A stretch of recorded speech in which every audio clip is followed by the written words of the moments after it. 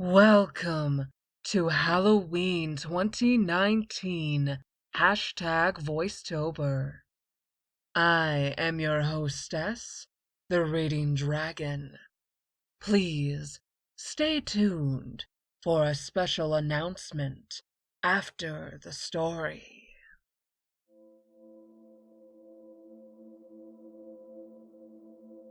To celebrate the kickoff of Halloween and the 2019 Voicetober event, I will be presenting a double feature from creepypasta author NickyXX. This first tale is about a man who worked as an EMT in sunny Southern California, my home state, and the horrors he faced at his local nursing facility. And we learn what happens to finally let this dreaded building become abandoned in Sniff. I never liked Rustic Gable's skilled nursing facility. Years ago, I worked as an EMT for Meditrans ambulance service. We did inter-facility transports, mostly dialysis runs and hospital discharges, so I spent a lot of time around crappy nursing homes. But even with my bar set as low as it was, Rustic Gable's SNF still managed to underwhelm. The 4-story building itself put off an air of hostility. Near 6th and Alvarado, in a slummy corner of Westlake, Rustic Gable's SNF sat like a diseased tooth. A squat, square, filthy white structure jutting out of a narrow, uneven parking lot surrounded by a 14-foot fence. Inside, Rustic Gable's was, well, exactly how you'd expect. The residents were crammed 4 to a 2-small room. Every August, half the ancient window air units broke down. Their 1.5-star rating was on display over the reception desk.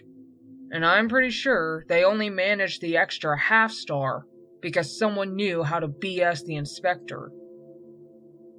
The faceless healthcare conglomerate that owned the place had bought the property from a bank auction. I'd never leave anyone I loved at Rustic Gable's SNF. Rustic Gable's burned through nurses like cheap cigarettes. It seemed like every time I approached a nursing station, I was greeted by a different young woman in stained scrubs. Meanwhile, my partner and I would run into ex-Rustic Gable's employees wherever we went. Dialysis centers, hospitals, other SNFs. It was rumored that Rustic Gable's was haunted. Stories were told of eerie voices behind patients' closed doors, of strangers seen wandering the halls, of objects moving by themselves, and of staff members somehow teleporting themselves all over the facility without realizing it. I heard more than one tale in which the teller swore they'd seen a nurse walk into a patient's room, fail to reappear, and then be found on the next floor up, swearing she hadn't been near the patient's room in hours. Once, a patient had been killed when a nurse gave her a second dose of metoprolol, sending her into hypovolemic shock. The guilty nurse swore that she'd spoken to the medical doctor, in person, and that he'd given her orders for the extra dose. That was obviously bullshit. The medical director had been in his office, miles away with multiple witnesses. But the nurse was insistent, even after she'd pled guilty to avoid jail time. I highly doubted that incident was the work of ghosts. A hangover was a more likely culprit. But even the most skeptical of the ex-nurses agreed they'd gotten a bad vibe working at Rustic Gables, especially at night.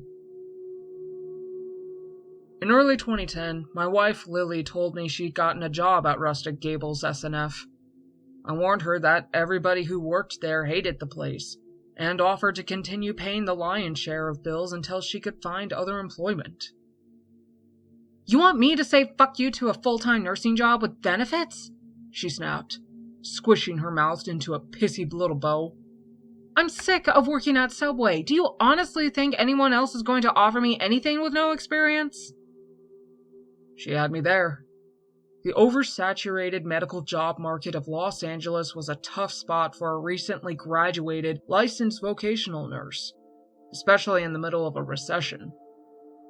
"I get it," I told her, "but I'm making enough money now, and I don't think you're going to like Rustic Gables much. People say it's haunted and you hate horror."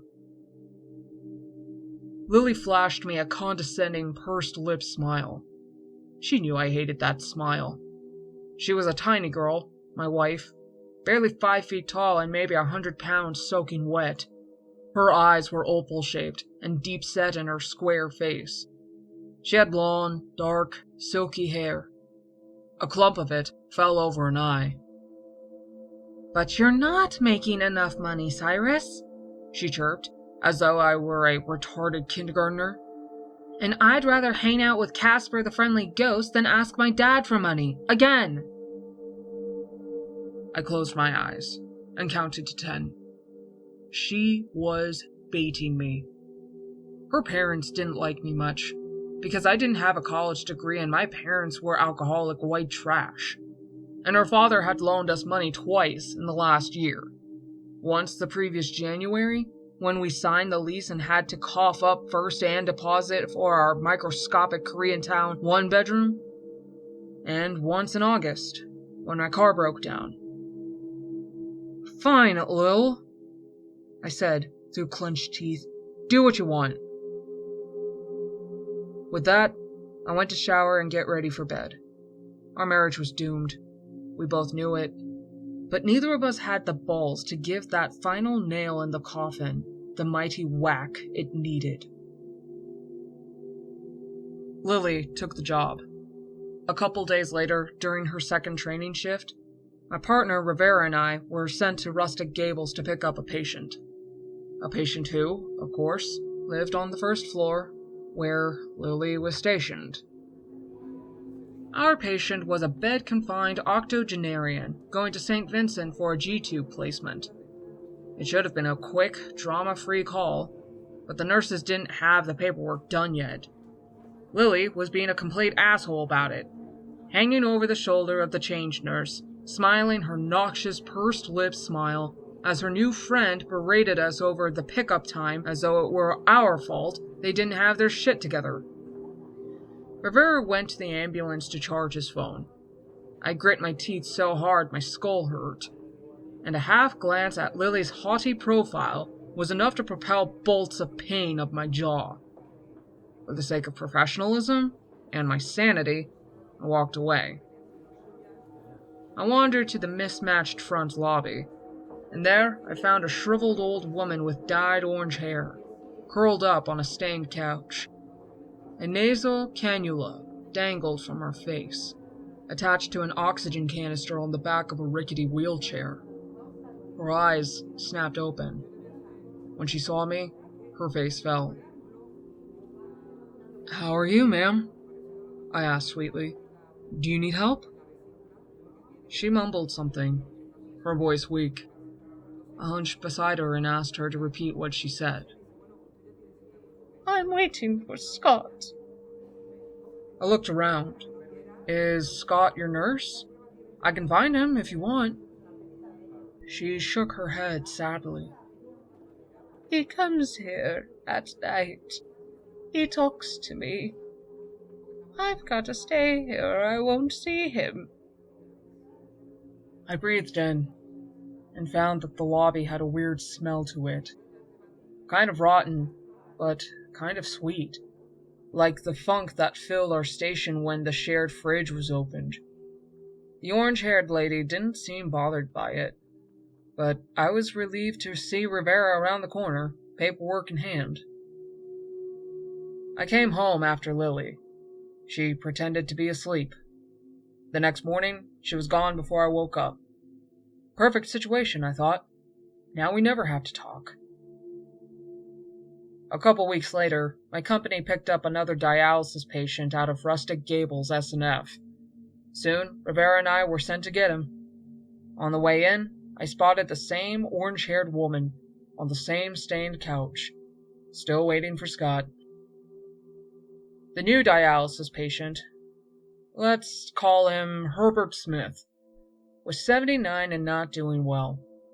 He was bedbound due to the lingering effects of a stroke, half-blind and atrophied. He looked in my general direction when I called his name, but responded to all further inquiries with incomprehensible muttering. His room, happily, was on the 3rd floor, which put a whole story between me and Lily. We got him loaded in the ambulance, and after a set of vitals, I took advantage of the 15-minute drive to Western Dialysis to finish some paperwork. Herbert Smith stared mindlessly ahead, seemingly unaware of my presence. Then, he mumbled something. I looked up from my writing. "What's that, Herbert?" I asked loudly. "The one-legged man talks to me," he repeated. I leaned in. "Who talks to you, Herbert?" "The Oriental man. The man with one leg. He comes into my room at night." Herbert's milky eyes were unfocused, staring vacuously into some point between the road and the ceiling of the ambulance. "The Oriental man, huh?" I pressed indulgently. "He's angry with me," Herbert continued, speaking to oblivion. "He knows I left him. I wish he'd go away." That night, I came home to every light in the apartment on and Lily in the kitchen, making a cup of tea. This was a surprise, as she'd gotten into the habit of feigning sleep. On the rare occasions she'd exchange a few words with me, she'd done so with a constipated pout, as though my presence was physically painful. "You're still awake, Lil?" I asked without thinking. I immediately realized the stupidity of the question, and braced for the sarcastic answer. But the nasty remark didn't come. "Yeah," Lily replied nonchalantly. "I have a headache." She looked at me. For the first time in a while, I didn't see contempt in her eyes. I realized, all of a sudden, that I no longer remembered how to act around Lily without picking a fight or continuing one. Then, I thought of something. "Lily?" I asked. "The old woman who's always on the chair by the door, with the bright orange hair and the oxygen. Who is she?" Lily frowned. "Her name's Greta. She's in my station. She's pretty far gone." "I talked to her," I said. "She said she was waiting for Scott." "Oh, I know." Lily shook her head. "Scott's not coming. He was Greta's son. He died of cancer 5 years ago. There are pictures of him all around her room." This piece of information jolted me. I remembered the look in Greta's eyes when I'd woken her. Pure happiness. Then immediate disappointment when she realized I was not, in fact, her long-deceased child. Poor old bird. Dementia's a bitch. I'd thought that night was a fluke, as far as my and Lily's relationship was concerned. Lily, tired and in pain, hadn't had the energy to antagonize me. But the next night, I came home to her awake again, and decidedly unantagonistic, and the next, and the next. One night, I came home to find her huddled on the couch, shaking, the glow from the muted TV illuminating her tears. My first impulse was to run. I'd long forgotten how to comfort Lily, but I'm not an impulsive person. What came next was the first honest conversation we'd had in months. Lily had been on edge for weeks. Work was the problem. Her shifts at Rustic Gables had become both physically and mentally unbearable. Both reasons she couldn't justify to herself, let alone anybody else. As soon as I walk in, my chest tightens up and I start feeling weak, she said. I'm scared of something, but I don't know what it is. And whenever I'm alone, I hear things. Little noises behind me. But when I turn, there's nothing there. I reiterated that she could leave, that I'd paid the bills, and that I'd known other nurses who'd left because the place was too creepy. But Lily shook her head decisively. She wasn't batshit, and if she quit after working at Rustic Gables for barely a month, she'd appear flaky. The next day was Herbert Smith's dialysis day, and Rivera and I were the crew sent to pick him up. The young nurse on duty told me he was being showered. We'd have to wait a few minutes. I considered going to find Lily. Then I was drawn to a feature of Herbert Smith's room I hadn't noticed. There was a bulletin board on the wall parallel to his bed, and someone had pinned up several old newspaper clippings. I looked closer. Herbert had been a medic during the Korean War. On one article, titled "Wounded Hero Welcomed Home," described his commendable service. He'd found a young soldier with a chest wound lying on a path. All of a sudden, bullets started flying around them. He pulled the soldier into a ditch, patched him up, and waited with him until they were found by an American platoon. While Herbert was hailed as a hero, he had regrets about the incident. He'd seen another man, a Korean villager, lying on the ground with a nasty wound in his leg. The man was writhing, but too weak to remove himself from danger. Herbert had been conflicted, but he could still hear gunshots, and following protocol, he stayed put.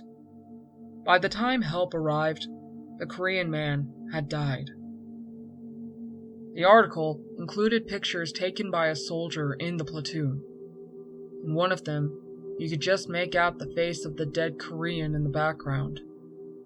I remembered Herbert's comments about the Oriental man with one leg, the one who he hadn't gone back for.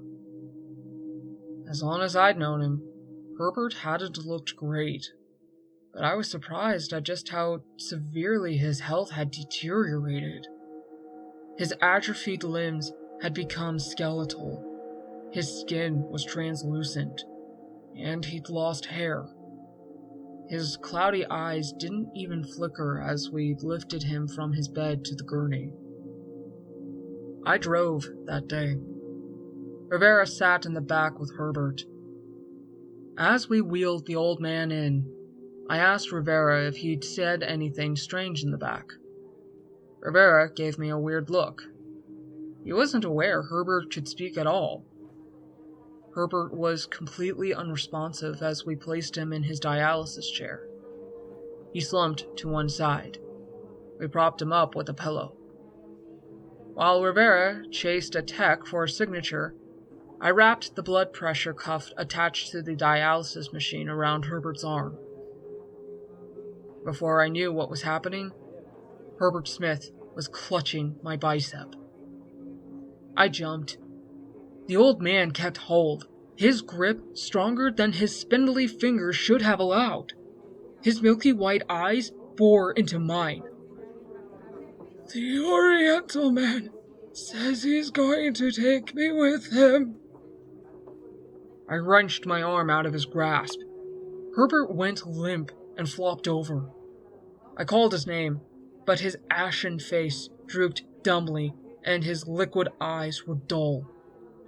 Whoever had spoken to me was logged off, signed out, no longer in the building. 45 minutes into dialysis, Herbert violently tore the blood-filled tubes from his arm. The staff attempted to stop the bleeding, but he fought them off with an alarming level of ferocity. It was said that Herbert Smith never looked so peaceful as he had while being carried out by paramedics, already into irreversible shock. He died before they made it to the hospital. I remained ignorant as this was going on. Rivera and I ran a few more calls. I drove in and out of hospital parking lots, pondering Herbert's Korean ghost. Later, at around 6, I received a text from Lily. "That was hot, Sai." It was a weird thing to say. I assumed she meant our conversation the night before, responded with a single smiley face, and thought about it all afternoon. For months, I'd wanted Lily gone. I'd fantasized about coming home and discovering she'd moved out. But when I read that text, I felt a little twinge of the ecstasy she'd inspired in me when we were 18 and obsessed with each other. As soon as I walked into our apartment, Lily jumped me. Wordlessly, passionately, we made love on the couch. Her perfume, her red lipstick, her hair tickling my skin was intoxicating. It was instinctive, animalistic. When we finished, we lay entangled on the couch, strands of her hair still in my mouth. "That was amazing," I muttered to her. "I'm so glad we did that." "You started it," she teased, running her hand across my chest. "That was a pretty hot kiss. The charge nurse was pissed, but it was worth it." "What's the charge nurse got to do with anything?" I asked, innocently. Lily pulled away. She sat up. "You came to see me at Rustic Gables. You kissed me, right in front of the other nurses." I went cold. "Lily?" I said. "I didn't do that. I was at Rustic Gables in the morning to pick up Mr. Smith, but I didn't see you at all. I didn't kiss you." She forced a laugh. "Sai, stop fucking joking. Unless you got a twin I don't know about, you kissed me today. The other nurses all saw." "I don't know what to tell you, Lil," I said. "I was on the 3rd floor for like 15 minutes, then in the ambulance for the rest of the day." Lily glared, shoving me out of the way. She grabbed her clothes and stood up. "Fuck you, Cyrus. You're a fucking liar." With that, she stomped to our bedroom and slammed the door. In the morning, she was gone before I woke up. The whole thing bothered me. Apparently, Lily had been passionately kissed in front of her coworkers by a guy who looked just like me. I'd long suspected she had undiagnosed bipolar disorder, but I might have been wrong. Maybe undiagnosed schizophrenia. 2 days later, Rivera and I were sent for Herbert Smith. The nurse at Rustic Gables told us he was dead. Rivera went to call dispatch and tell them that, in fact, our services were not needed. I waited with the gurney in the front lobby. Orange-haired Greta was curled up on the couch, presumably still waiting for Scott. Poor lady. I tried to catch her eye, but she was oblivious to my presence. Then I saw tears running down her face. I would have gone to talk to her if a hand hadn't jerked my arm. I whirled around and found myself face to face with Lily. Her eyes were puffy and bloodshot. She was pissed. "There you are!" she snapped. "What the fuck, Cyrus? You're messing with me now?" "Lily, what are you talking about?" "I heard you calling my name," she said, unable to control the tremble in her voice. "Down the hall, in that fucking creepy voice. Where were you hiding? Under a bed or something?" "Lily, I didn't do that. I've been here." "It was your voice," Lily insisted. "Saying, 'Lily, come to me.' I was handing out meds and I heard you. I'm so sick of your fucking jokes." "Lily, I started. "Fuck you, Cyrus. I want a divorce." With that, she stomped back to the nurse's station. I didn't go after her. I stood there, useless, fuming. All the anger and resentment I'd been nursing for months, the frustration of never, ever being good enough for Lily swirled around me like a tornado. I wanted her dead. I wanted to wrap my fingers around her neck and stare into her protruding eyes until they glazed over. If Rivera hadn't come to tell me that we had another call, I'm not sure what I would have done. We spent the rest of the night with one of the respiratory therapists, wedging a 400-pound, ventilator-dependent vegetable onto our gurney and driving him to a crappy post-acute in Sylmar. As we drove back to the station, I saw I had 2 missed calls from Lily, and that she'd left me a voice message. I ignored it. Even thinking about her jacked my blood pressure. Lily didn't come home that night, and I was relieved. The next morning, I was dismayed to see the address of Rustic Gables flash across our pager. We were picking up a psych patient, an old lady with dementia wigging out, going to the Broadman Psychiatric Ward. The name of the patient? Greta. The orange-haired lady in the lobby, always waiting for Scott. "It started a little after midnight," the charge nurse told me.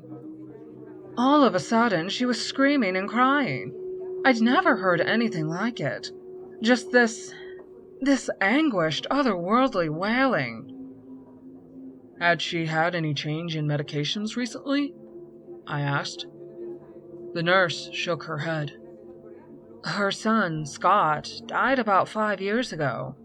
She was very devoted to him, and she'd been telling some of the nurses that he comes and sees her at night."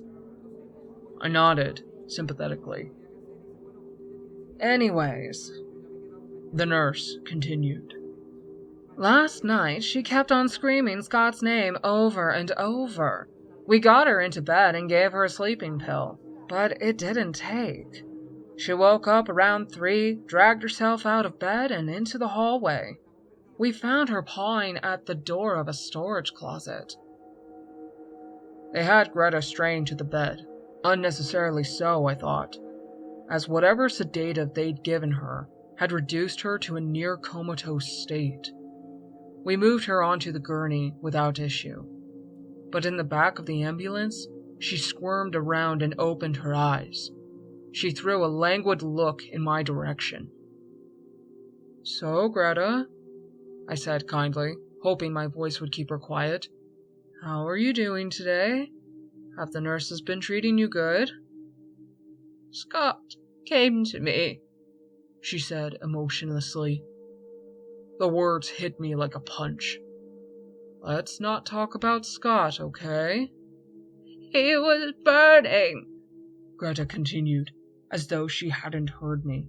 "His face was melting. He was screaming in pain." Tears welled in her eyes. Then it wasn't Scott anymore. It was this monster this demon, and he told me that's what Scott looks like in hell. She sobbed. I might have said something comforting.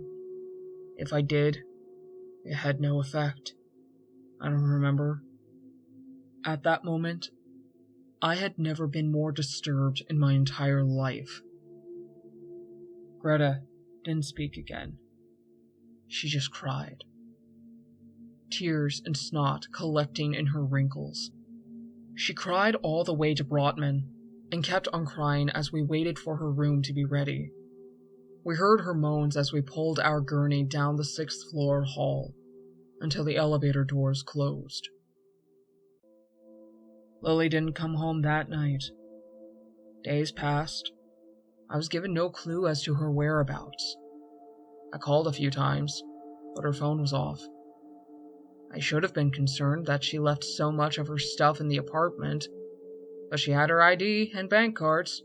She had plenty of scrubs stowed at her parents' house in Rosemead, and I assumed no one in her family was fond enough of me to call. Finally, a week later, Rivera and I were sent back to Rustic Gables. I don't remember who or what we were supposed to pick up. We were walking through the little lobby, noticing Greta's absence, when I felt hands around my waist. Tiny, perfectly manicured hands. Lily stood behind me, looking happier than she had in a year. Rivera shook his head playfully and told me he'd meet me on the 2nd floor. When he was gone, Lily took me by the hand and led me away, towards the back door, which was only ever used by nurses sneaking a smoke, down a narrow hallway I'd never noticed, which extended to the left of the back door and dead-ended. "Lil," I said, "where have you been? I was starting to get worried." She stopped pulling and turned around, holding me close. She wrapped her arms around my neck, stood on her tiptoes, and kissed me passionately. "I've been with a friend," she murmured into my ear. "I miss you, Cyrus." She kissed me again, then pulled away and resumed tugging my hand with surprising strength. She stopped in front of a nondescript little closet, across from the janitor's storage. "Make love to me, Cyrus," she breathed, her voice thick and sultry. "I know a special place." She reached for the doorknob. As soon as she let go of my hand, my senses came crashing back down to earth. "Lil," I said kindly, "I've got to pick up a patient. Come home tonight, we'll talk then." She gazed into my eyes with a come-hither smile.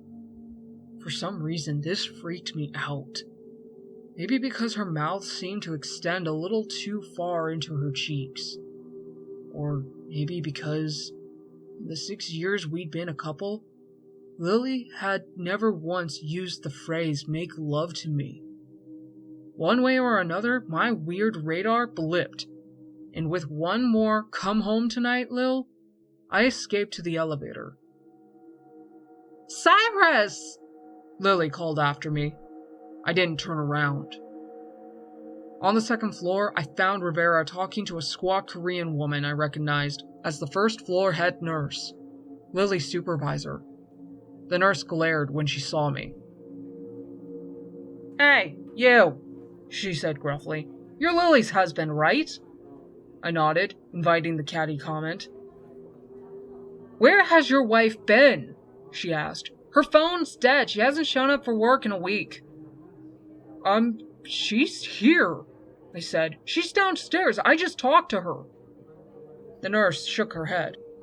"Well, I haven't seen her all day, and I just left the desk 5 minutes ago. She hasn't clocked in since the 12th. I was confused. I told the nurse something, then ran down the stairs to the 1st floor, dead set on finding Lily and proving her presence.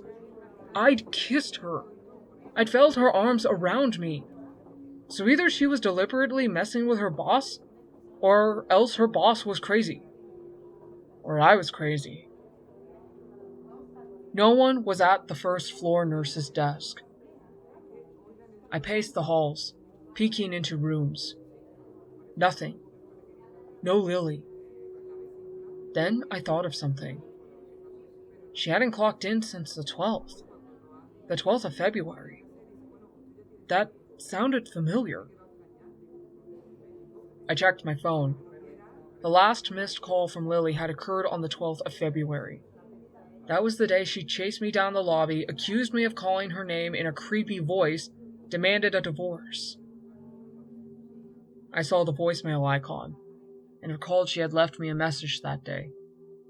I dialed my voicemail, deleted a few messages, and then I heard my wife's voice. Her sobbing, panicked, terrified voice. Cyrus! She breathed. Cyrus, I know you're not here, but I keep on hearing your voice, and I saw you again, but it wasn't you because your face was all blurry. Then you walked into the closet and disappeared. Is this a joke? Please fucking tell me if this is a... She gasped, and I heard the phone drop. Then a muffled male voice. A voice that sounded terrifyingly familiar. Saying something like, "Found you." Then I heard another voice. My wife's voice, calling my name. But it wasn't coming from my phone. "Cyrus! Cyrus!" I followed the voice. It was coming from the back entrance, from the direction of the closet Lily had tried to drag me into. As I approached, I remembered what I'd been told about old Greta. She'd freaked out, and they'd found her pawing at a closet door. Had it been this door? I turned the knob. I flicked on the light switch. I found myself staring at a tiny, dusty storage room, seemingly used as a dumping ground for cardboard boxes and broken equipment. The floor was peeling linoleum, and cobwebs hung from 2 cheap metal shelves. A healthy coating of dust told me this room was rarely accessed by the nursing staff. I heard it again. "Cyrus! Cyrus!"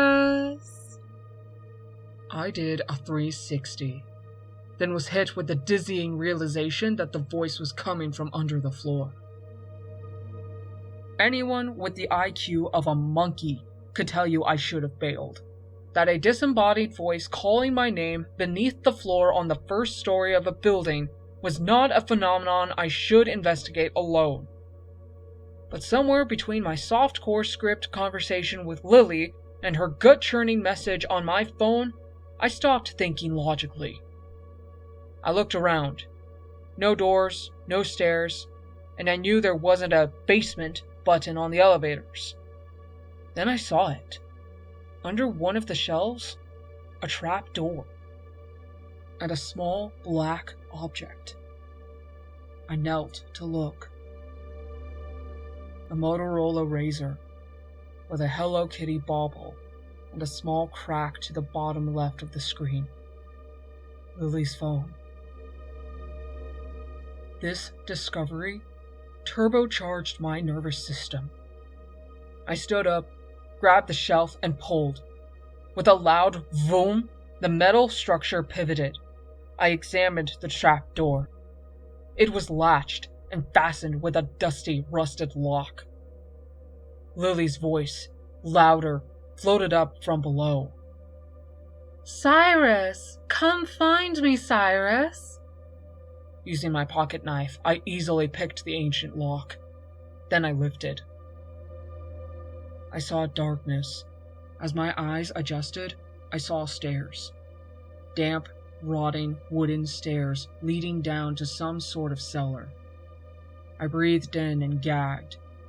The musty, earthy smell was overpowering.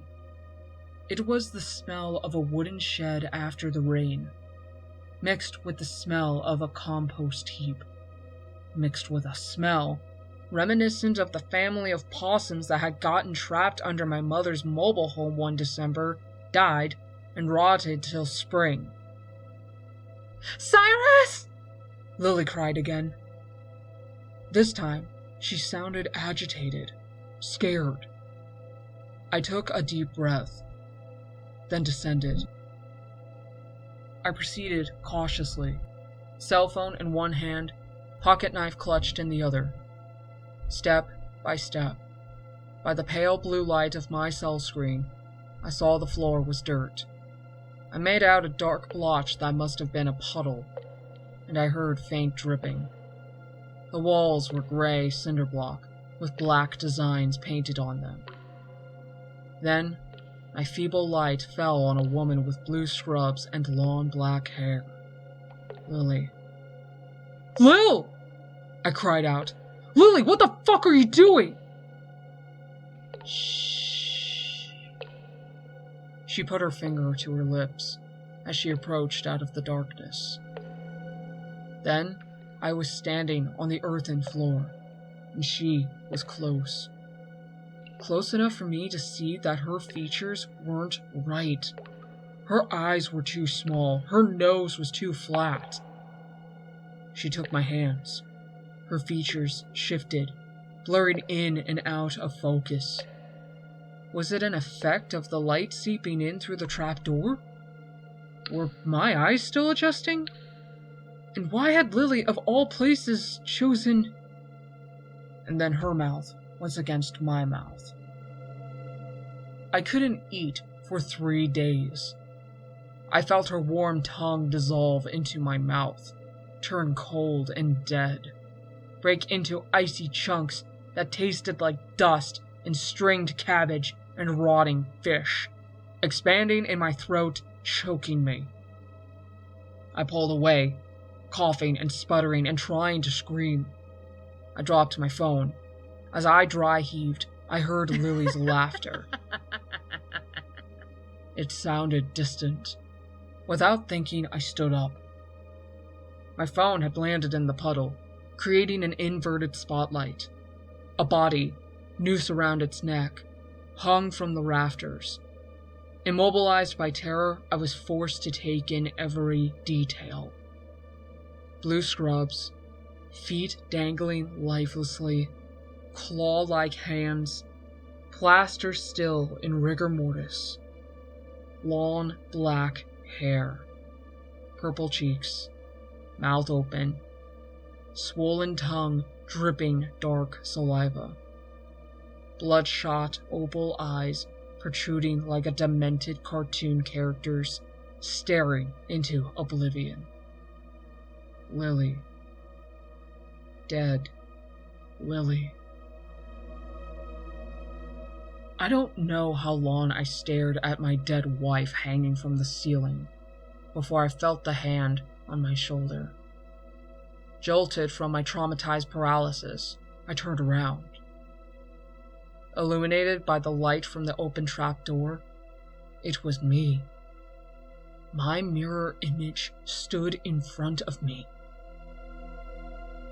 While Lily's doppelganger had flitted in and out of focus, mine was explicitly, grossly exact in every last detail.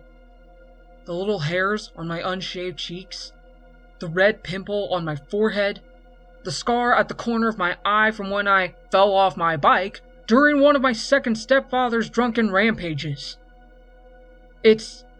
My smile was malicious, triumphant.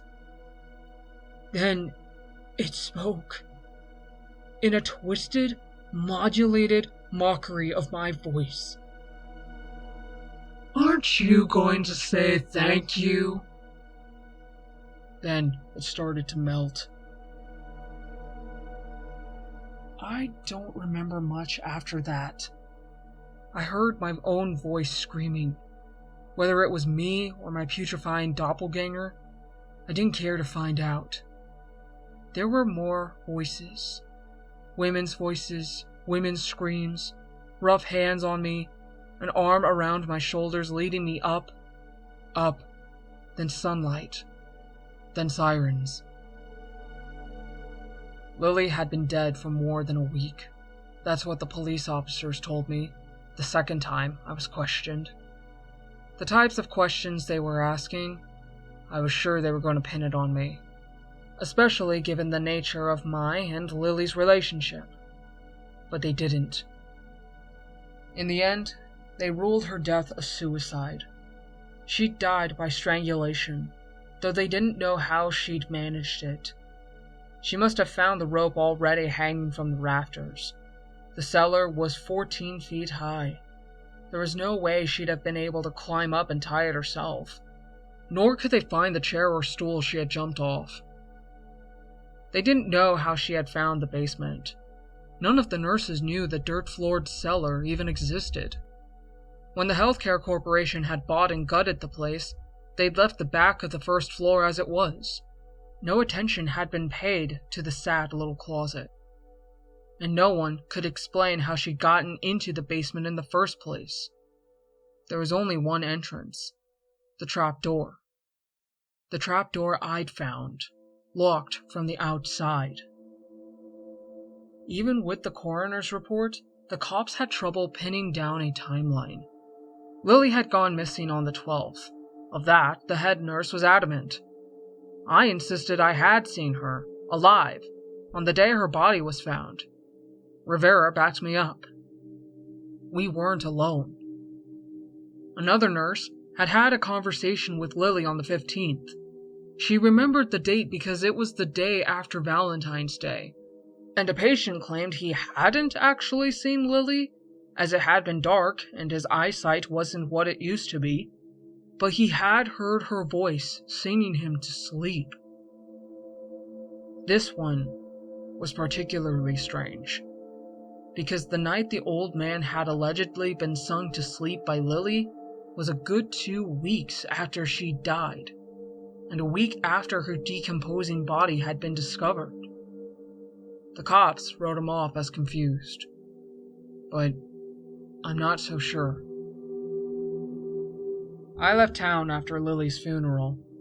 My father, in Bakersfield, with whom I hadn't spoken in years, called out of the blue and invited me to stay with him.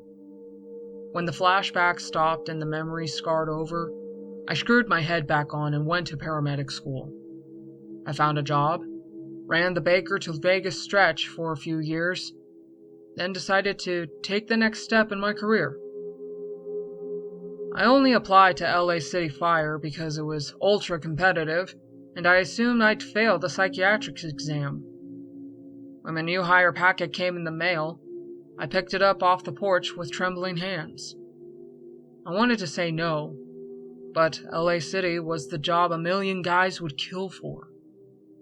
And my dad told me he'd knock me out, throw me in the back of his truck, and leave me on the station steps if he had to. I moved back to Los Angeles in March of this year. I didn't know anyone. I'd lost touch with my old friends but Rivera, and Rivera was in New Jersey, burning through his 4th year of medical school. My new partner was a cool guy. He invited me to a barbecue at his church, promising there'd be a lot of people our age. There wasn't, but I did meet my new partner's Uncle Raul, a retired LAPD officer. We talked, and I learned he'd been one of the cops who investigated Lily's death. He was cool about it. I was never a suspect, he assured me. Suicide was the only logical conclusion. Logical conclusion, he said sarcastically. Then he asked me what I knew about supernatural phenomena. I forced a laugh. He didn't. He asked if I'd seen the cinder block walls of the basement, the underground room where Lily was found dead. There had been little black designs I recalled. They were faces, he told me. Faces all over the basement walls. Some were recognizable: Rustic Gables employees, patients, visitors. Some were the faces of people whose pictures were displayed by the patients. Family members, dead friends, celebrities, even the Pope. There were hundreds of them. And the strangest part was, they couldn't figure out how the faces had gotten there. Samples were tested, no trace of paint or dye was found, nothing could wash them away, and in the spots chipped for samples, the faces were redrawn in full within hours. My face was there, so was Lily's, and on his third trip down, Raoul found his face. The owners of Rustic Gables made the unanimous decision to sell the property. When no one bought it, they abandoned it, shipping their 168 residents off to other facilities. Apparently, they'd had more trouble with the place in the 3 years since remodeling than it was worth. There had been 9 suicides in that time. 4 patients, 5 staff members. Other mysterious deaths, too. One I'd heard about. The woman given an extra dosage of metoprolol because the medical director told her nurse to do so. Another time, a physical therapist found a blind, non-ambulatory patient locked in the staff bathroom, dead, with a pair of bandage shears sticking out of his chest. And then there was the building's history. It had once been Section 8 housing. Raoul had been called there many times when he was a cop, and always got a weird vibe from the place. Other cops insisted the place was haunted. In 2001, the building nearly burned down. Arson. A 12-year-old boy locked his mother in her bedroom, set the couch on fire, then jumped out a 4th-floor window. 7 people died, including an LAPD officer. Prior to that incident, the kid had been acting bizarrely, claiming to see the ghost of his father, who'd been murdered years before. Raoul and I parted ways. I drove home. I thought about orange-haired Greta, and I thought about Herbert Smith. She saw her dead son. He saw the man he regretted leaving behind. And Lily and I saw each other. Happier, lustier versions of each other. Versions still in love. The next day I did some research on doppelgangers. Omens of doom. Embodiments of one's dark side. Like Jekyll and Hyde. This led me to the shadow of Jungian philosophy. One's shadow is the manifestation of buried, selfish, evil thoughts. The thoughts you're not allowed to think. The thoughts you deny. I thought about what the doppelganger had said. Aren't you going to say thank you? Whatever demon or spirit lived in that basement, it collected faces. It could shapeshift, become the spitting image of any human form it saw, and it knew our desires and our regrets, our fears. It came to Greta as her son, then used Greta's love to drive her mad. It recreated the image Herbert Smith saw in his guilty nightmares. I wanted Lily to love me again, but a part of me wanted her gone forever. It gave me both. I drive by that building sometimes, the former Rustic Gables SNF. The asphalt is cracked now, and the windows are shattered. I wonder if the walls have changed, if there are now more faces. Maybe those of transients or addicts who, naively, look to the abandoned structure for shelter. Sometimes, I catch something out of the corner of my eye, through a darkened window. Sometimes, it looks like a human face staring back at me. But I never let my gaze linger for long. I fear I'll see her face, see my mistakes, relive her death and my inadvertent part in it. And I fear I'll see my own.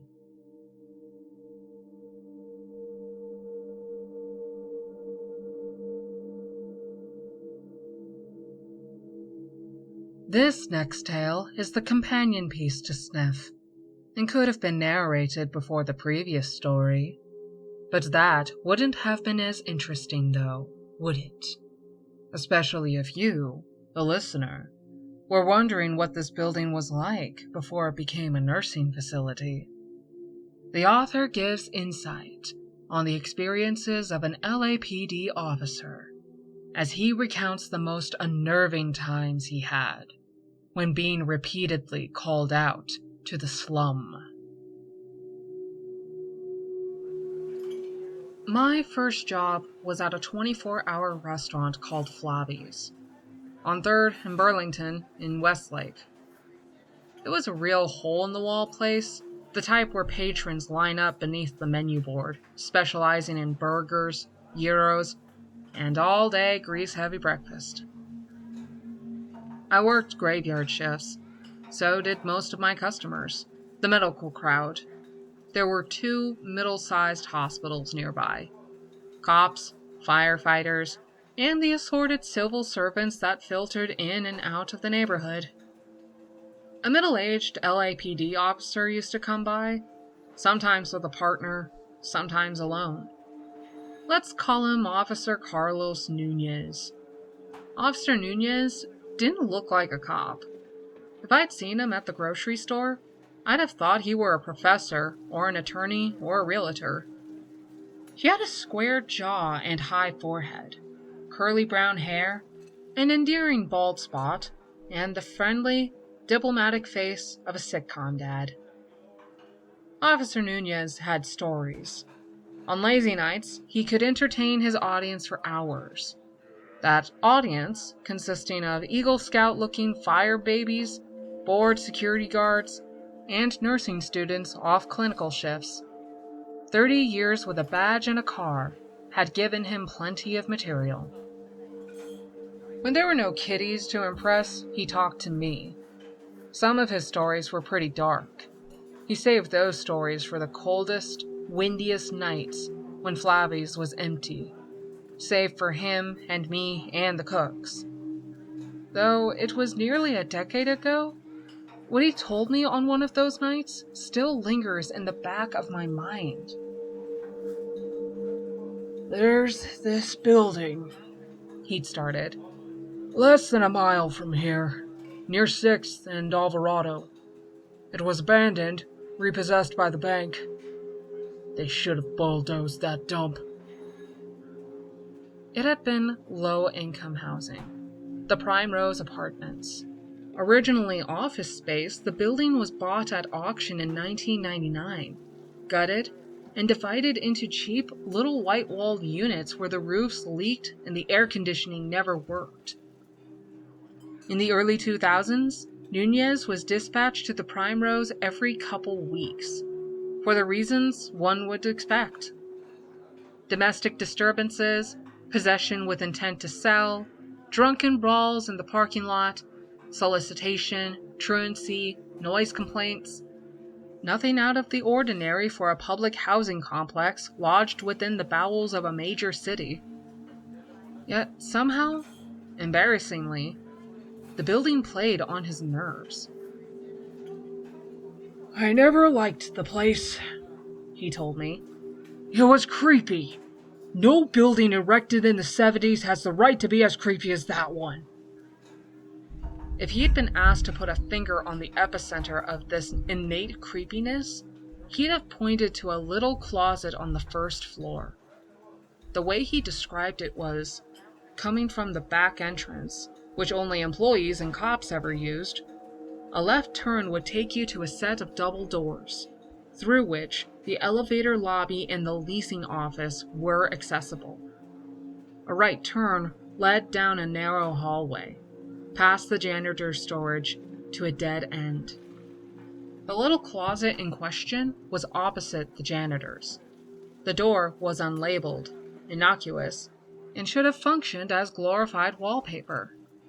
But for Nunez, who'd stumbled upon the closet while looking for a restroom, even a glance towards it filled him with irrational dread. A funny smell lingered about the door. He'd catch a faint tendril of the stench every time he walked through the back door. One night, Nunez and his partner, a lady cop who went by Rusty, were dispatched to the Primrose to investigate a domestic disturbance. A man threatening his girlfriend with a butcher knife. They found the woman locked in the bathroom and the boyfriend pounding on the door. Let's call the woman Marisol and the man Modesto. Nunez and Rusty managed to cajole the pair into cooperating. Rusty stayed in the bathroom with Marisol.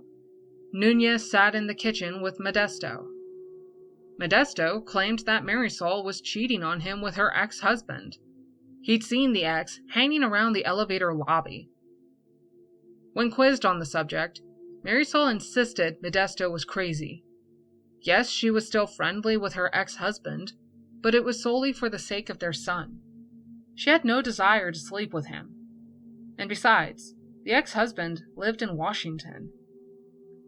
It was suggested that Modesto had been a man who resembled Marisol's ex. He got defensive. He strode into Marisol's son's room and came out with a framed picture. The son, with his arm around a taller, better-looking man. I gotta see this shit every day, he ranted to Nunez. You don't think I'd recognize this asshole if I saw him? It took a while, but Modesto calmed down and admitted he may have been mistaken. Marisol didn't want to press charges, and the couple was left in peace.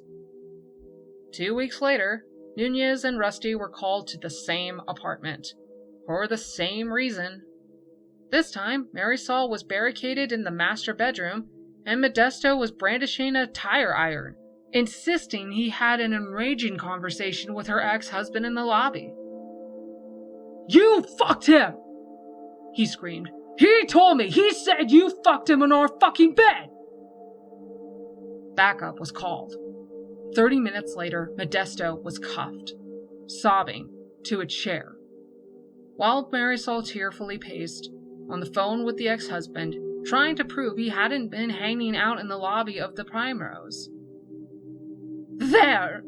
She cried finally. Triumphantly, she pulled up a picture on her phone and shoved it into Modesto's face. She handed the phone to Nunez. It was the man from the picture, her ex-husband, standing by a City of Wenatchee street sign, holding a copy of the Wenatchee World with the day's date. No way! He flew here, fucked me, then flew back to Washington in time to take this picture! Modesto was asked to elaborate. Maybe he was the butt of a cruel trick. He said he'd been alone in the elevator lobby, checking his mail. The ex-husband stealthily came up beside him and had described, in graphic, excruciating detail, what he and Marisol had done while Modesto was at work. This time, Modesto was more difficult to pacify. He'd been suspicious for months. He told the cops. He knew the ex-husband had attempted to reconcile with Marisol. He was uncomfortable with their amicable relationship. And it didn't help that Marisol used her ex to stroke Modesto's jealousy. She'd call him whenever the two of them got into a fight, and constantly talked about how good of a father and provider he was. Finally, they came to a resolution. Modesto went to stay with his brother. Marisol agreed to lock the doors, and a police car was dispatched to the neighborhood in case the ex-husband reappeared, or Modesto got cute. Nunez didn't know what to make of the two of them. Modesto was obviously paranoid, but his fury and grief had been sincere. Marisol may have used her ex-husband to make her current beau jealous, but she'd seemed legitimately mystified by his accusations of infidelity. And Nunez highly doubted the ex-husband would have hopped a plane to Los Angeles just to fuck his ex-wife and stick it to her new boyfriend. And then, there was the man in the elevator lobby. The man whom might have been in the elevator lobby. Nunez and Rusty passed him on the way back to their squad car. A man, leaning against the wall, face buried in a newspaper. Nunez saw the man and registered what he was seeing, but it took his subconscious a minute to process the information. Then, realization of what he'd seen and its implications hit him like a ton of bricks, and he ran. Back through the back entrance, back through the double doors. But the man was gone, and Nunez was left to wonder whether or not it had all been his imagination. Because he could swear the man had been reading a copy of the Wenatchee World. Next, Nunez detailed an incident involving a middle-aged Bible thumper he called Dolores. Dolores lived on the second floor of the Prime Rose Apartments. She was a sweet lady, but painfully high-strung. At least once a week, the cops were summoned to her humble abode. She heard a noise after midnight? Call the cops. 2 suspicious-looking men talking in the parking lot? Call the cops. Her son's out 5 minutes past curfew? Call the cops. It had gotten to the point where the dispatchers recognized her voice. Nunez had been sent to calm her down more than once. He believed that, truly, Dolores just needed someone to talk to. And she talked a lot. She talked about her blackout drunk past, about her husband who had fled in the dead of night, with the shoebox full of cash she'd been saving for her kids to go to college, never to be seen or heard from again. She told him about how she'd found Jesus, and how she wished her meth-addicted daughter would come home. The daughter had been in Bakersfield last she'd heard, shacking up with the boyfriend du jour and 3 months pregnant. But that had been 2 years ago, and now her number was disconnected and her mail got sent back. And all Dolores could do was pray for her grandchild. She talked about her son, Michael. He was 17 and a senior in high school. Michael was a good boy, she insisted, but she didn't like his friends. They were a bad influence on him, and lately he'd been avoiding her calls and coming home late. He was surlier, angrier, and his clothes smelled like marijuana. He swore the pot smell had come from his friend's car. But Dolores was scared. She thought he was doing drugs. "I can't lose him," she sobbed to Nunez, as he tried to convince her that the car stalling in the parking lot wasn't indicative of a drug deal. "Mikey's all I have left." One September day, Nunez and Rusty were, yet again, dispatched to Dolores' apartment. He was more frustrated than concerned. They'd had a rough morning, and he wasn't in the mood to take notes on the explosion, read upstairs neighbor dropped a pot and lid, Dolores had heard, or nod and uh-huh through one of her long-winded tales of motherly woe. But according to the dispatcher, this time was different. Dolores, who usually took an assertive and condescending tone, had been screaming and crying. It was her son. He was hurt. The paramedics were 15 minutes away. Dolores answered the door, howling. Her prematurely wrinkled face was streaked with tears. Her eyes were bloodshot. Her hair stuck out where she'd pulled at it, and she was sobbing so violently she could barely speak. "Michael!" she panted, pointing towards a closed door. "Michael! He's... She screamed. Primal. Animalistic. She cried out to the sky and collapsed on the floor, burying her tear-stained face in her knees. Even thinking about it, Nunez told me, was enough to make him tear up.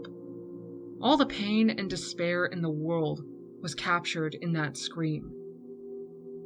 Rusty tried to comfort Dolores.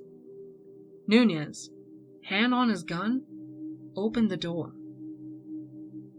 The smell hit him immediately. Musty, like a basement after a rainstorm, mixed with something sweeter. the potpourri his mother had kept in a bowl. He breathed through his mouth. He flipped the light switch. A teenage boy's room. In the far corner, a mattress with bedding kicked aside. On the mattress, a young man, no older than 18, was propped up against the wall. His head hung down. Jaundiced blue eyes still open. Skinny. Anorexic. Purple blood pooling under waxen skin. Strainy red hair. Blotched, infected track marks. Oozing pus. Joints stiff and contracted. Swollen tongue lolling. Nunez buckled. He might have cried out. Trembling like a dog, he knelt by the boy. Given the dullness of the sunken cheeks and the violet hue of the flaccid limbs, he hypothesized the kid had been dead for hours, if not a day. Overdose. Slipping on a pair of latex gloves, holding his breath, he reached for the corpse's face. The glassy doll's eyes were too much to bear. If he closed them, his head would stop spinning and his hands would stop shaking, and he could function like an officer of the law as opposed to a squeamish little... A hand clasped his arm. An icy, vice-strong claw grasped his arm. It took him a twisting, maddening second to realize what was happening. Michael's cold, dead, decomposing Michael's cyanotic fingers were wrapped around his wrist. Nunez fell backwards. Michael sat up straight, folded, turned his torso. His stiff, angular joints jerked mechanically, grotesquely. His tarnished plastic eyes stared lifelessly ahead. Then the jaw moved, jostling the swollen, languid tongue, and with no respect for mechanics or anatomy, he spoke. Officer Nunez. A monotonous, alien mockery of a human voice. This will all burn. You will burn with it. Nunez grunted, kicked, tugged, broke free of the creature's grip. He twisted onto his hands and knees. He stumbled to the door, turned the knob, and fell into the living room, slamming the door behind him. Dolores was curled on the couch, sobbing quietly. Rusty stood in the doorway, waving to the paramedics, who were making their way down the hallway with their gurney. The boy, he's not... Nunez stammered. Rusty turned to him, then snapped her head back towards the hallway. What the fuck? A paramedic pushed past her into the apartment. On his heels was a teenaged boy with longish red hair and blue eyes, dressed in khakis and an NWA sweatshirt, looking quite confused. It was Michael. Michael. Very much alive. Dolores screamed. In one movement, she threw herself onto her son, collapsing with him to the dirty shag carpet, clutching him in a suffocating embrace. Rusty gave Nunez a look. The paramedic rolled his eyes. Dying boy found walking upstairs to his mother's apartment, he said sarcastically. Please tell me he's got an identical twin. It was a miracle Nunez held on to his shit. Looking at Michael, healthy, breathing Michael, cradled in his mother's arms. He had never been so scared of a human being his entire life. There's a corpse, he managed to force out. Eager to establish some context to the zombie movie jump scare he just experienced, Nunez grasped the doorknob with his right hand to pull himself up. Searing pain tore down his arm. He fell to his knees, groaning. The paramedic pushed past him, opened the door, looked in, and snorted. "There's nothing there!" Nunez managed to rise to his feet. He and Rusty peered into Michael's room. There was nothing. The mattress, save a bunched-up comforter and sheets, was unoccupied.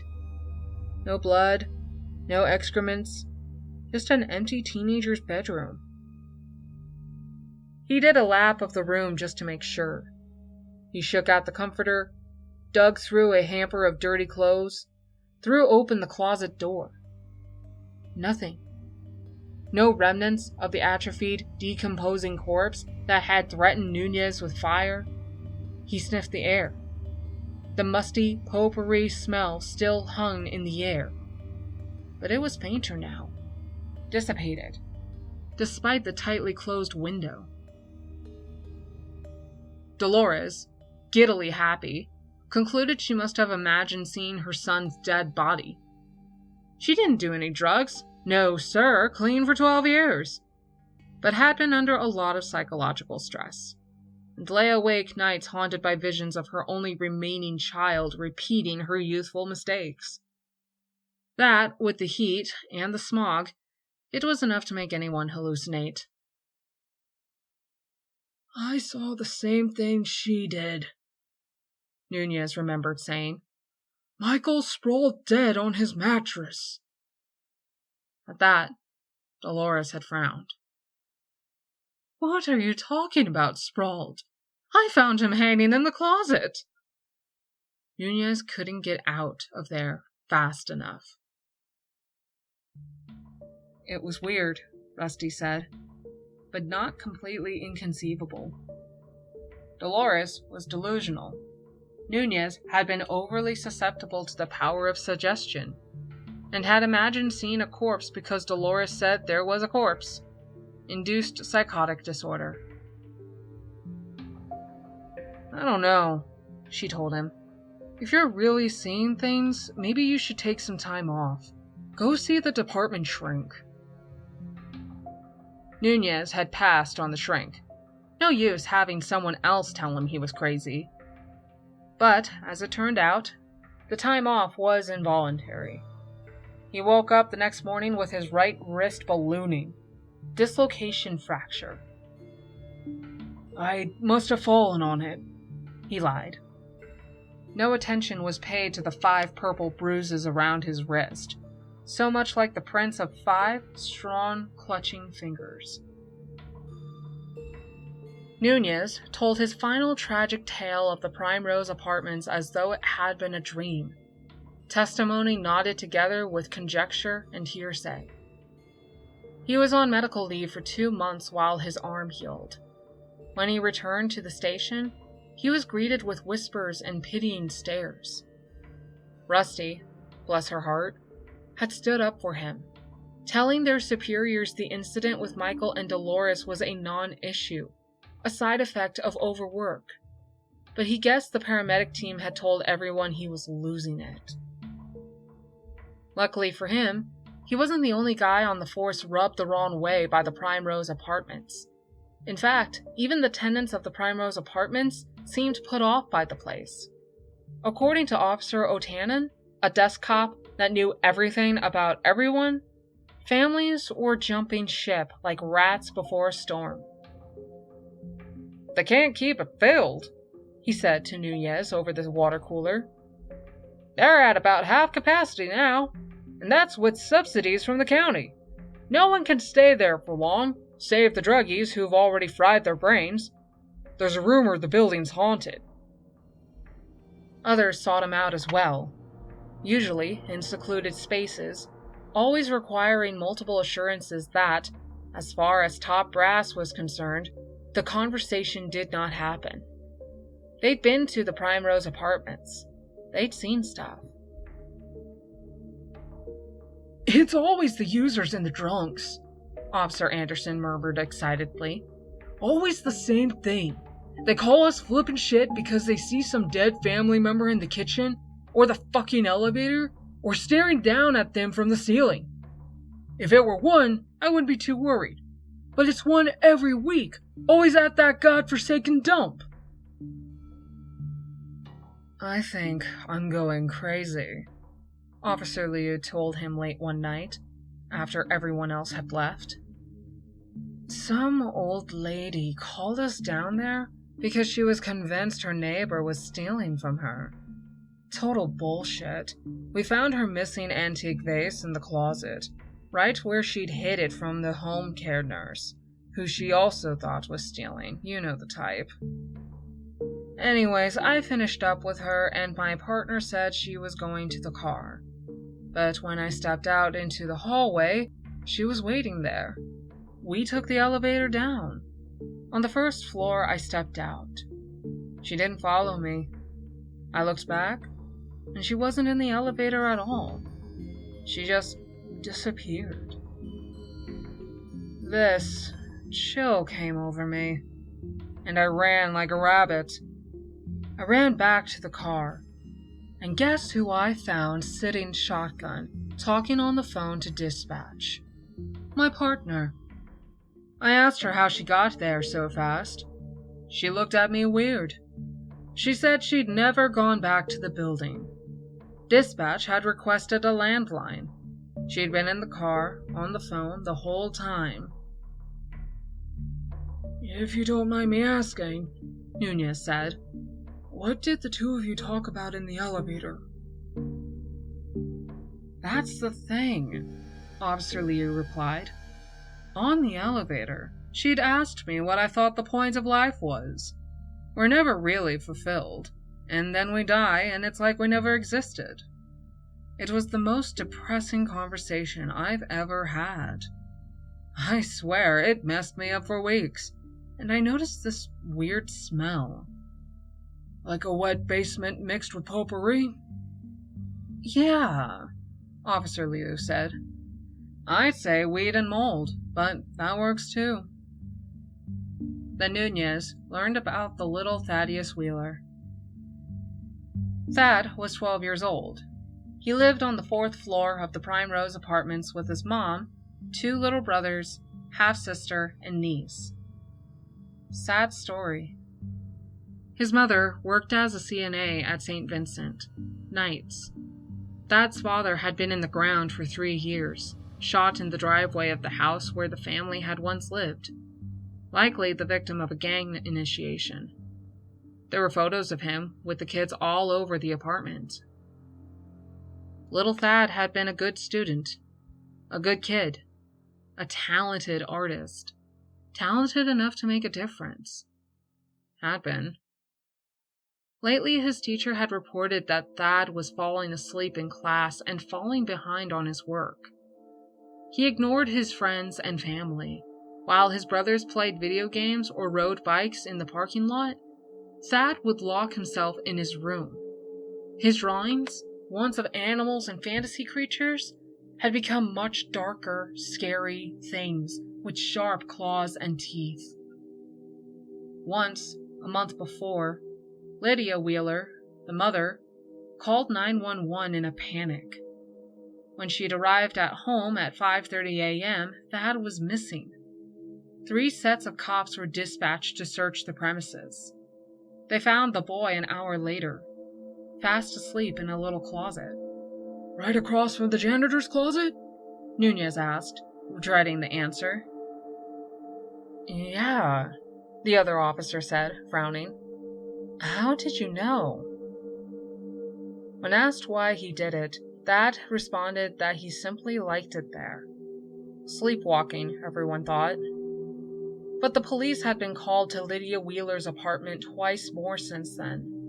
Once by Lydia, because Thad was hitting his head against the wall and wouldn't stop, and once by a neighbor, because Thad was wandering aimlessly through the halls, clutching a serrated steak knife.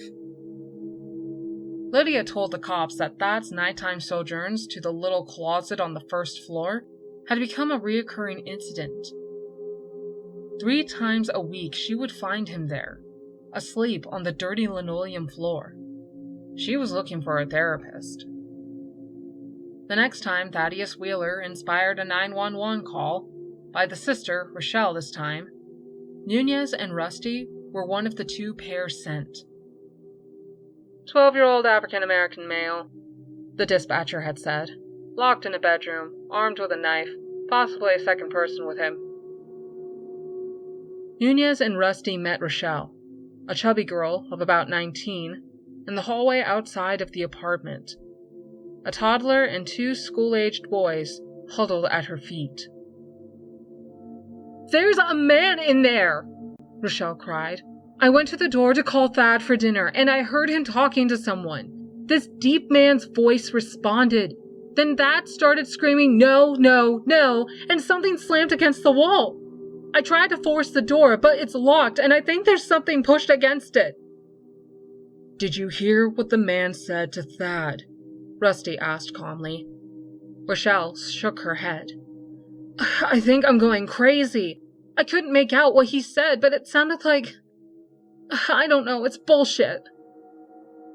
"What?" Rusty asked.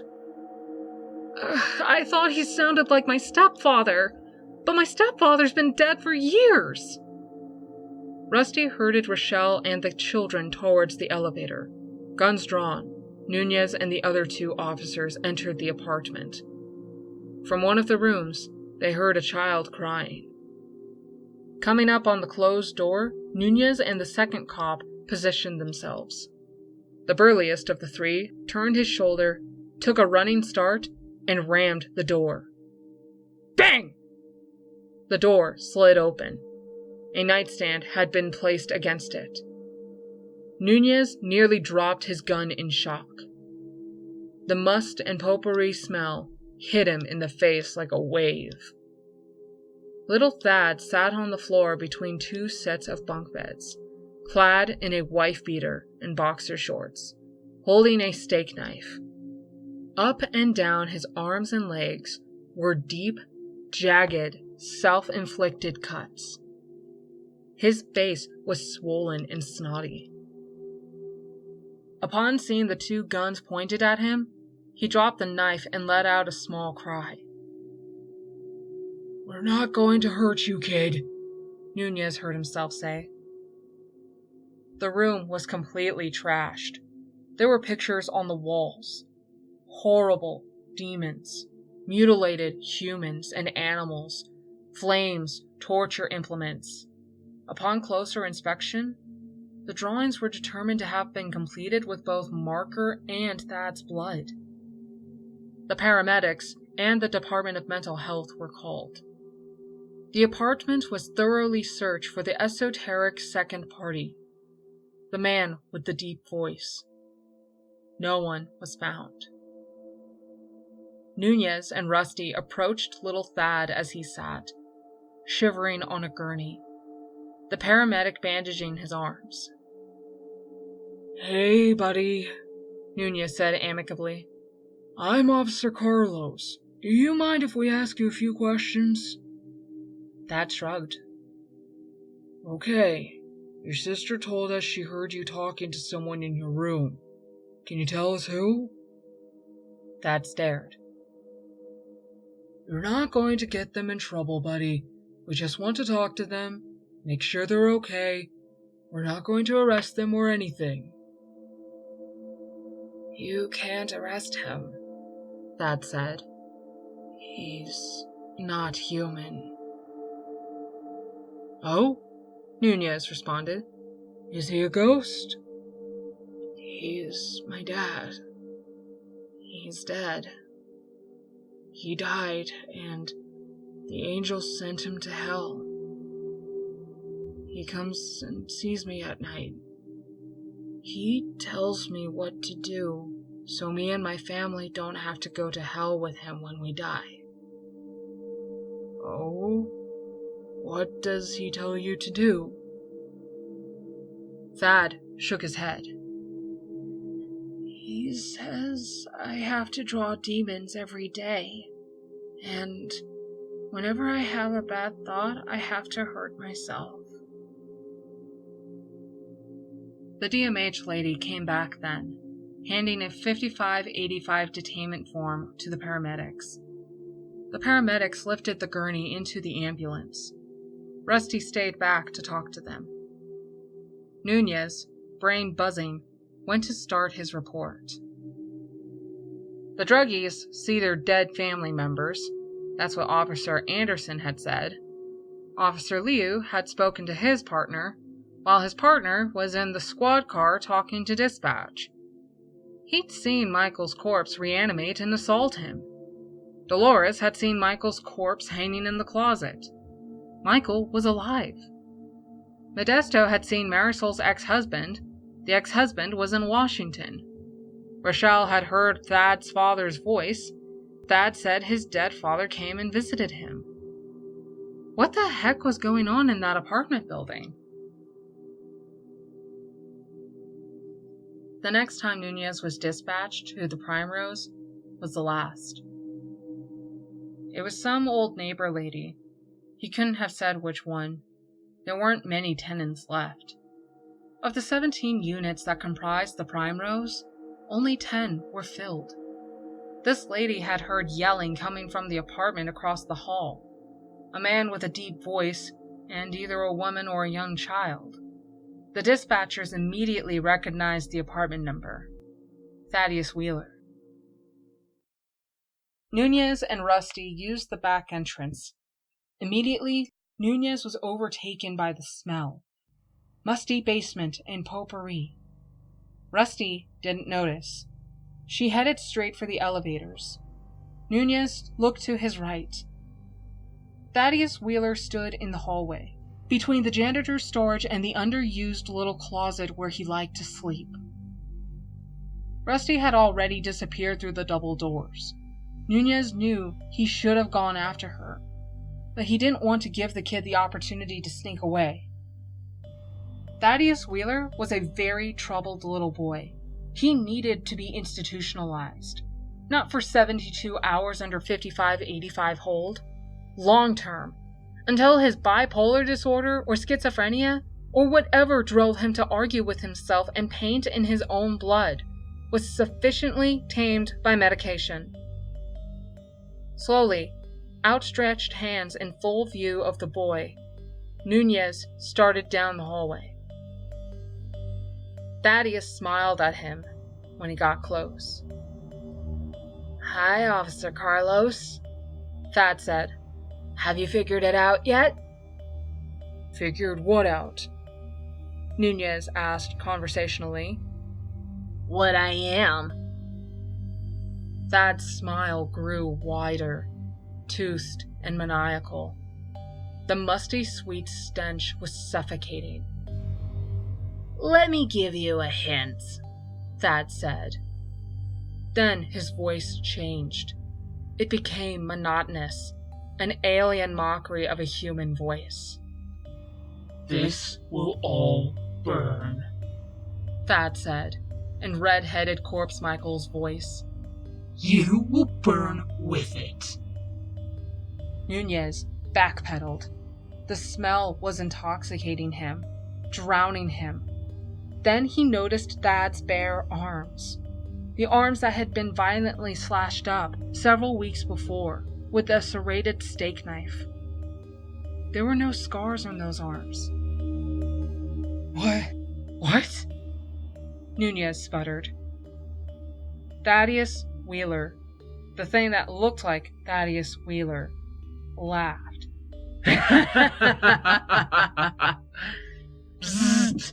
Wrong answer! He boomed, in a grown man's voice. I am whatever the fuck I want to be. Then, lightning fast, he pulled open the closet door and vanished within. Burning adrenaline, Nunez followed. He found himself alone in an empty storage closet. The closet was, well, it wasn't what he'd been expecting. He didn't know what he had been expecting. It was a little room, maybe 10 feet by 12, with exposed concrete walls and 2 rickety shelves.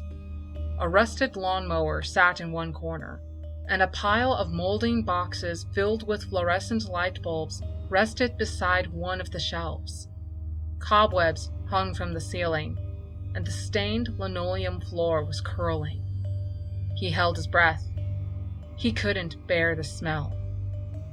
Where had Thaddeus gotten to? There was nowhere to hide. Behind him, he heard the door slam shut. He whirled, right hand instinctively reaching for his gun.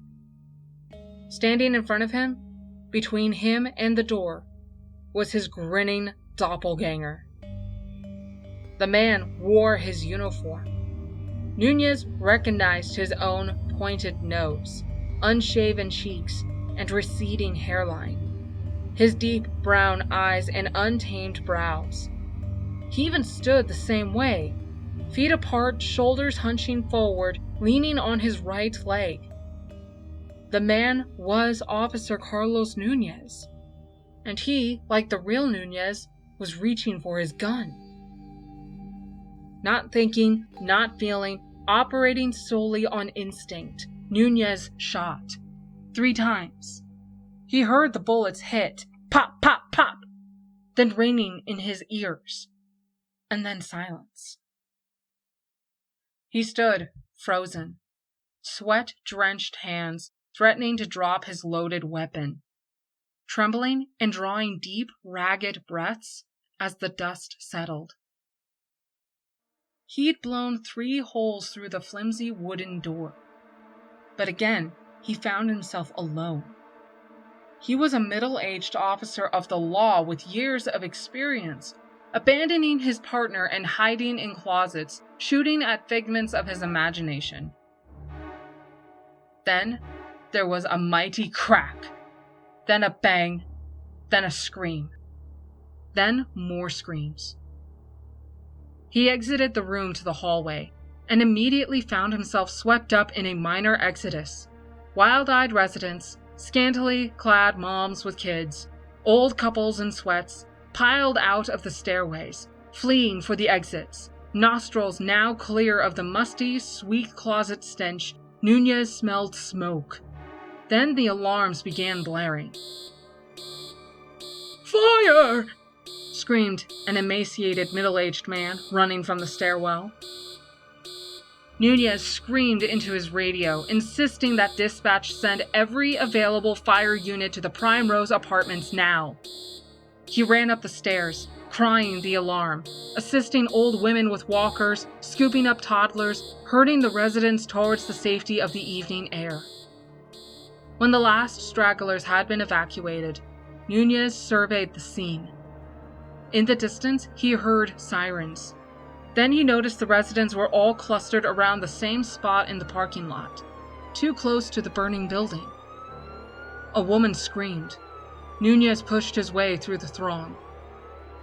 A body lay there, sprawled face down, blood pooling around what had been its head. The small, dark form was obviously dead. Spongy, gray tissue had been splattered across the asphalt. He fell, someone said. Or he jumped. Poor little boy. His broken arms were extended, as though he embraced the sky. Then Nunez saw the scars on the shattered extremities, and he knew. It took until the early hours of the morning to extinguish the flames, and weeks to even begin cleaning up the mess. Ambulances came and left, 14 injuries in all. The burn unit at the county hospital must have had an interesting night. The uninjured residents, barred from returning to their apartments by the police and fire brigade, trudged to the bus stop or the waiting cars of sympathetic friends. Those with nowhere else to go milled around for hours. Finally, a church down the street agreed to take them in. Nunez saw Marisol and her sobbing son, shaking Dolores and stone-faced Michael. Then came the coroner's vans. When the ash had dissipated and the ruined building finally cooled, 9 bodies were recovered. One of them was Rusty. Another, Lydia Wheeler. Lydia had died of smoke inhalation in her room. It was never confirmed or denied, but whispered amongst the firefighters that she had been locked in. A gas explosion had occurred in the kitchen of Lydia Wheeler's apartment. Little Thaddeus lit a match. He set his mother's couch on fire. He turned on the stove, and before the entire floor was engulfed in flames, he jumped out a window. Motives were thrown around. Finally, it was decided that the little boy was a paranoid schizophrenic, and the entire tragedy was a catastrophic side effect of his psychosis. Nunez had expected an ass-chewing, if not a suspension, for chasing specters while his partner was trapped in an inferno. So he was much surprised to be greeted as a hero. Some of the people he'd helped out of the building credited him for saving their lives. The human face of the tragedy, as presented by local newscasters, was Rochelle Crane, Thaddeus's older sister. She was lucky. She had been out of the apartment with her daughter and little brothers at the time, getting ice cream. Rochelle spoke kindly of Nunez, saying he and Rusty had been the only officers who'd cared about her poor, doomed sibling and mother. They fixed up the building, but, not surprisingly, no one wanted to live there. The stubborn residents who remained until the fire had come to their senses.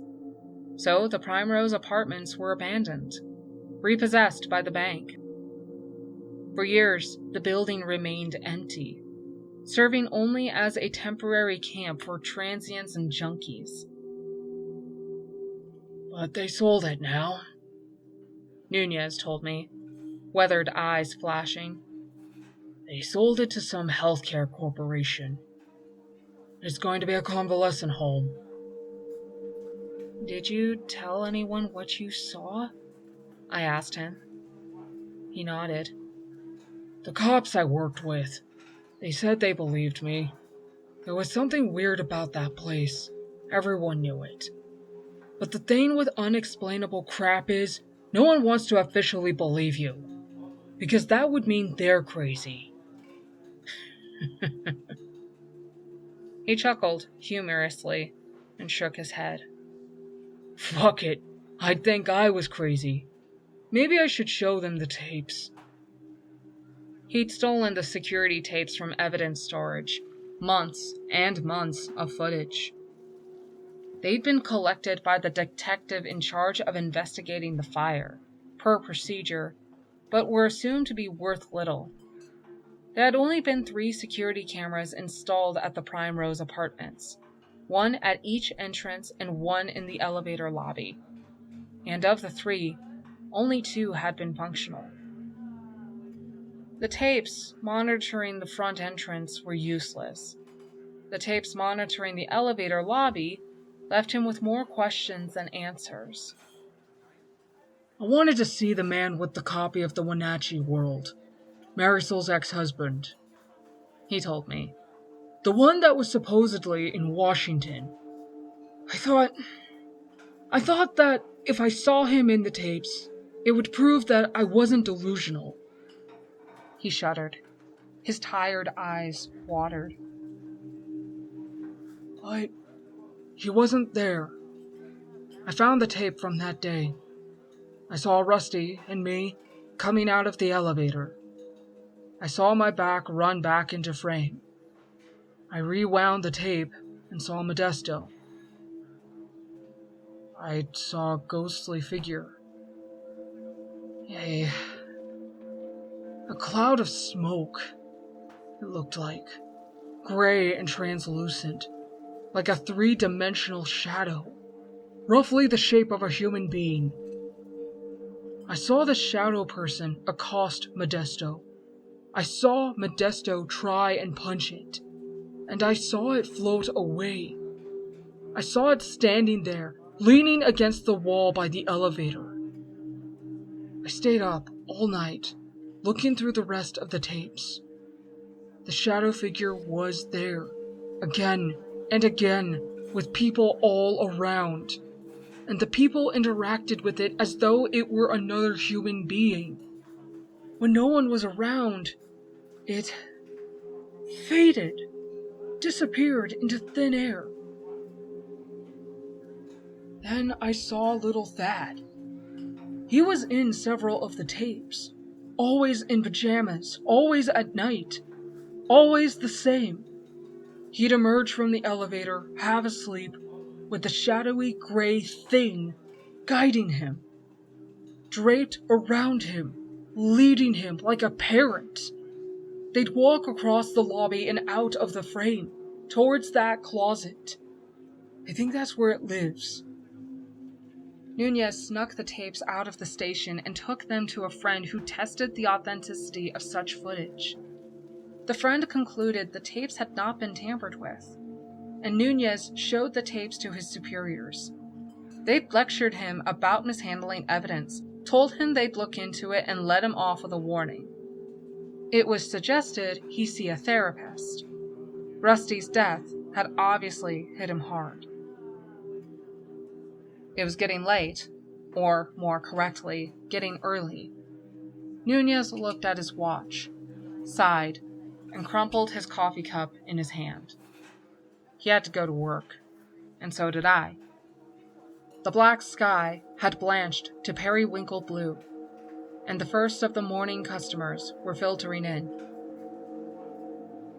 It's sick, evil, Nunez said in conclusion. The shadow figure. It can change shape, become anyone it wants, disappear into thin air.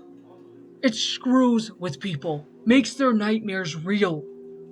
Modesto was jealous, Dolores was obsessed, and little Thad was devastated, missing his father, trying to make sense of the afterlife. It turned itself into Marisol's ex-husband, Michael, Thad's father. It tortured them, emotionally. It drove Thad crazy. And you? I asked him. He smiled at me, like I'd stumbled over an inside joke. I'm the guy who tells these stories, he said. What's the fun of being an evil spirit if nobody talks about you?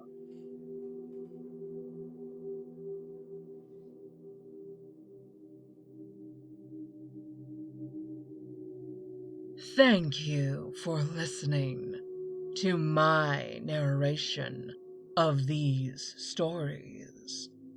If you liked my telling and you want to hear more, subscribe to my channel, ring the notification bell, and follow me on Twitter at The Reading Dragon. Yes, my dear listeners, I finally took the leap and changed my Twitter handle. Link to my Twitter is always in the description, so that you can follow me and be notified as to when I have a new story to tell. Thank you again for listening to The Reading Dragon.